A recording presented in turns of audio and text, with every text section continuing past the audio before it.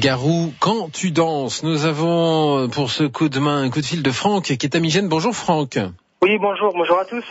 Franck, vous êtes en direct sur France Bleu Auxerre pour nous passer une annonce qui ressemble évidemment beaucoup à celle que vous avez passée il y a quelques jours. Là, c'était la semaine dernière, mais c'est parce qu'en fait ça s'est très bien passé et vous vouliez renouveler l'opération. Expliquez-nous, c'est pour une association, hein.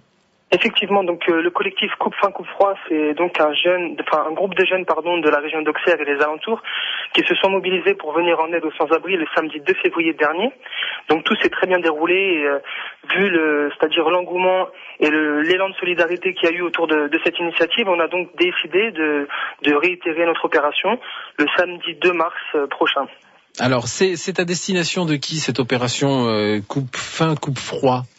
Donc tout le monde a remarqué que le froid est de plus en plus menaçant et la neige n'épargne pas le corps de nos abris qui dorment dehors. Donc du coup, il est temps pour nous en fait de leur venir en aide et donc aux plus démunis, à ceux qui dorment dehors, les SDF, les sans-abri.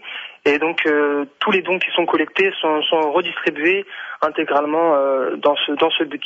Alors la prochaine distribution donc se fera le 2 mars. Oui, voilà, samedi 2 mars, on s'est laissé un petit peu de délai, le temps de récolter les dons. Et donc c'est pour ça, on espérait de la part des auditeurs de France Bleu Auxerre un soutien et vraiment que chacun y mette un peu du sien pour faire quelque chose de bien et leur venir en aide, voilà. Alors cette distribution se fera à Migène, hein, c'est ça, hein? Donc la récolte des dons, c'est à Migène en fait les locaux. Ouais. Et la redistribution, donc là on est en train de voir avec la Croix-Rouge française de Migène et aussi une autre organisation. Donc c'est possible qu'il y ait une partie des dons qui soit redistribuée dans Lyon et une seconde partie dans la région parisienne, dans les gares de Lyon et d'Austerlitz. D'accord. Donc, voilà. Ok. Alors donc vous cherchez quoi? Alors des vêtements, couvertures? Donc, oui, exactement, on demande à chacun de regarder dans ses placards. On a tous sûrement des choses qu'on ne met plus. Donc des couvertures, des vêtements chauds, des gants, des écharpes et aussi des denrées alimentaires, de quoi préparer des repas chauds. Et aussi on a l'intention de distribuer à chacun des petits sacs colis, c'est-à-dire colis, des sacs personnalisés, un colis alimentaire à chaque personne. Un colis alimentaire, voilà, d'accord. Exactement, avec une bouteille d'eau, un sandwich, un œuf dur, un fromage, un yaourt, et ça, c'est essayer de faire quelque chose de... Quand vous parlez de sandwich, c'est-à-dire que vous allez confectionner les sandwichs à partir des produits qu'on vous amènerait, c'est ça, ou je comprends? Exactement, voilà. D'accord, non, parce que je voulais bien comprendre l'histoire, parce que sinon, si on vous apporte des sandwichs maintenant pour le 3 mars, ça serait un peu dur. Vous avez bien fait, ça.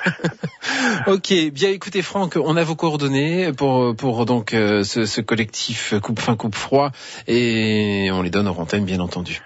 D'accord, merci à tous, merci à tous les auditeurs de France Bleu Auxerre et on espère avoir une grande réussite pour cette opération d'aide aux sans-abri. Pour les aider au maximum, effectivement. À bientôt Franck. Merci, à bientôt, au revoir. Au revoir.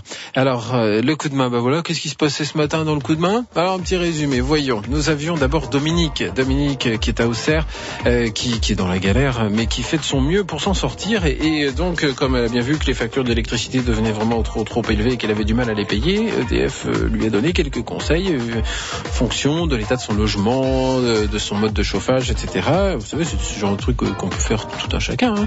Et là donc la conclusion de cette analyse de son appart, c'était que effectivement il est trop difficile à chauffer.